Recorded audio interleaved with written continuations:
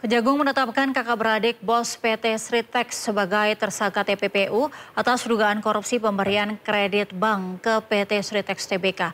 Sebelumnya, mereka telah lebih dulu ditetapkan sebagai tersangka kasus dugaan korupsi Sritex.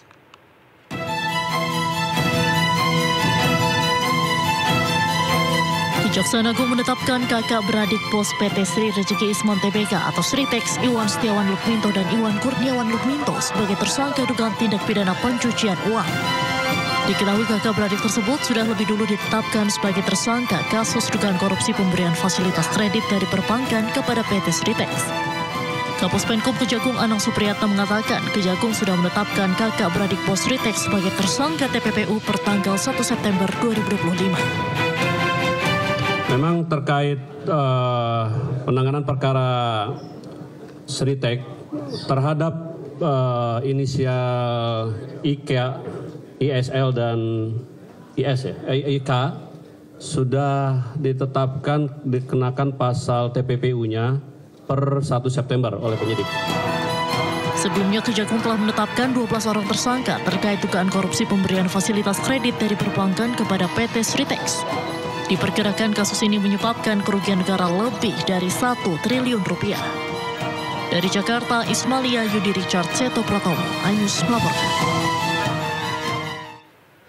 Pemirsa, mantan Sekretaris Jenderal Kementerian Agama Nizar Ali diperiksa KPK atas kasus dugaan korupsi kuota haji 2024. Nizar keluar dari gedung Merah Putih KPK sekitar pukul 12 siang usai diperiksa hampir 3 jam.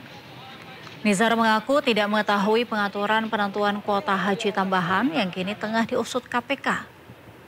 Nizar saat ini diperiksa sebagai saksi atas kasus dugaan korupsi kuota haji 2024.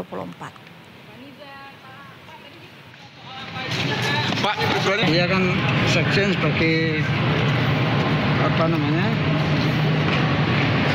koordinator dan pelayanan administrasi di bidang perundang-undangan. Sehingga yang bertanggung di Direktorat Jenderal Haji. Ya. Berapa pertanyaan tadi, Pak? Ini Pak, kiri Pak. Pak, soal pengaturan jual ada. Itu nggak tahu karena sekjen bukan leading sektor. KPK terus mendalami aliran dana kasus korupsi kuota haji di Kementerian Agama. Berbagai pihak telah diperiksa termasuk mantan Menteri Agama Yakut Khalil Qomas yang telah dicegah ke luar negeri.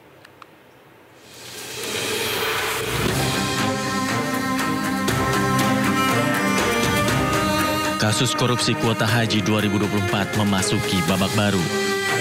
Komisi Pemberantasan Korupsi menyebut, aliran dana jual beli kuota haji khusus 2024 mengalir secara berjenjang sampai ke pucuk pimpinan di Kementerian Agama. Pelaksana tugas Deputi Penindakan dan Eksekusi KPK Asep Guntur Rahayu menyebut, aliran dana berasal dari agen travel dan besarannya berkisar 2.600 hingga 7.000 dolar Amerika Serikat untuk setiap kuota yang diberikan. Nah, aliran uang tadi yang 2.600 sampai 7.000 itu kemudian secara berjenjang. Jadi tidak directly ke atau dari travel agent itu ke pucuk pimpinan yang oknum di Kementerian Agama ini, tetapi kemudian secara berjenjang. Kalau di direktorat ya ujungnya kan direktur gitu ya. Kalau di kedeputian ujungnya ya deputi, terus begitu kan? Nah, seperti itu. Menteri ya Pak?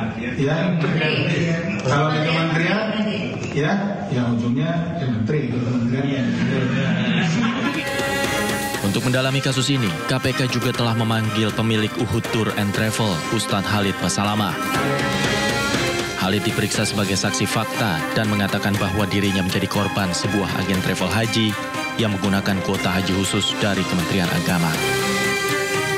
Kasus dugaan korupsi kuota haji 2024 telah naik ke tahap penyidikan, tapi KPK belum menetapkan tersangka. Sejauh ini, total sudah ada 3 orang yang dicegah ke luar negeri. Salah satunya adalah mantan Menteri Agama Yakut Khalil Qomas. Dari Jakarta, Tim Liputan iNews melaporkan. Pemirsa, Kejaksaan Agung buka penyelidikan perkara korupsi tol CMNP dengan memanggil sejumlah pihak untuk dimintai keterangannya. Salah satu yang dimintai keterangan adalah Putri Yusuf Hamka, Fitria Yusuf.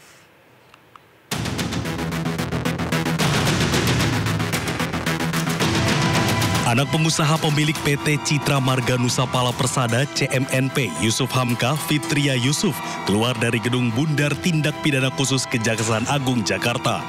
Fitria Yusuf tidak memberikan keterangan apapun terkait kedatangannya. Kehadirannya di Kejaksaan Agung memicu spekulasi publik terkait penyelidikan dugaan korupsi perpanjangan konsesi tol CMNP yang tengah diselidiki Kejagung. Kejagung resmi membuka penyelidikan atas dugaan korupsi perpanjangan konsesi tol CMNP Cawang Pluit.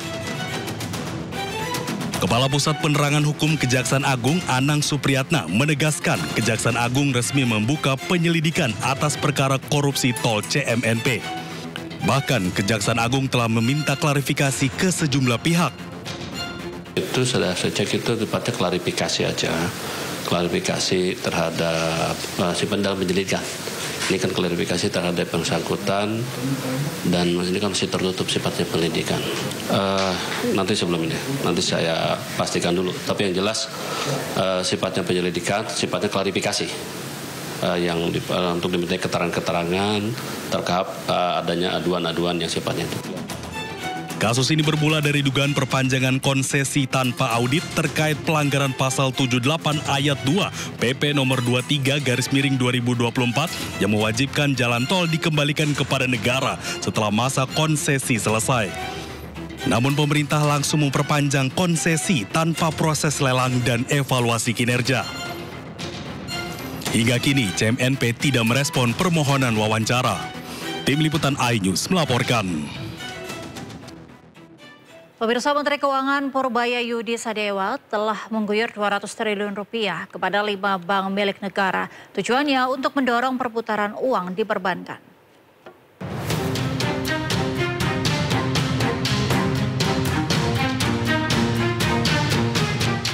Dana yang ditransfer ke bank milik negara berasal dari uang yang mengendap di Bank Indonesia.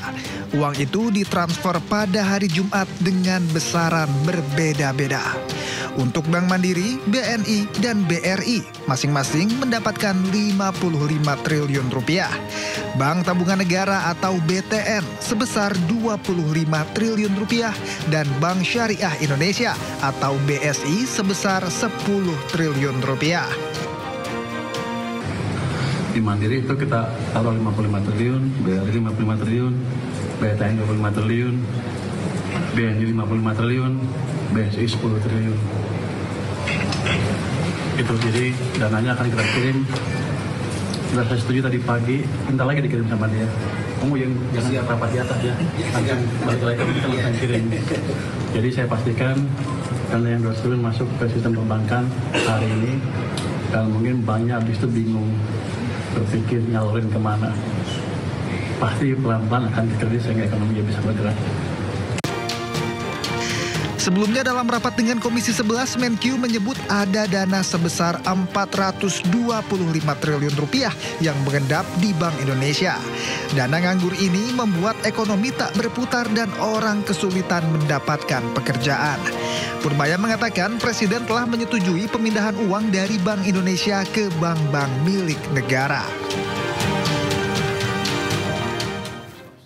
Pemerintah Provinsi Kalimantan Barat mencatatkan capaian signifikan dalam pengadaan barang dan jasa secara daring. Selama periode 2024 hingga pertengahan 2025, nilai transaksi pengadaan daring di Kalbar tembus 255 miliar rupiah dan menjadikannya peringkat keempat tertinggi secara nasional. Angka ini meningkat pesat dari tahun-tahun sebelumnya dan melibatkan lebih dari 2.000 penyedia lokal. Untuk memperkuat ekosistem tersebut, Pemprov Kalimantan Barat berkolaborasi dengan LKPPRI dan MBIS Market menggelar tabu bisnis yang mempertemukan 40 UMKM lokal dengan pejabat daerah. Tujuannya untuk memperluas akses pasar digital bagi pelaku UMKM. Acara ini juga menunjukkan komitmen pemerintah daerah untuk memprioritaskan produk UMKM.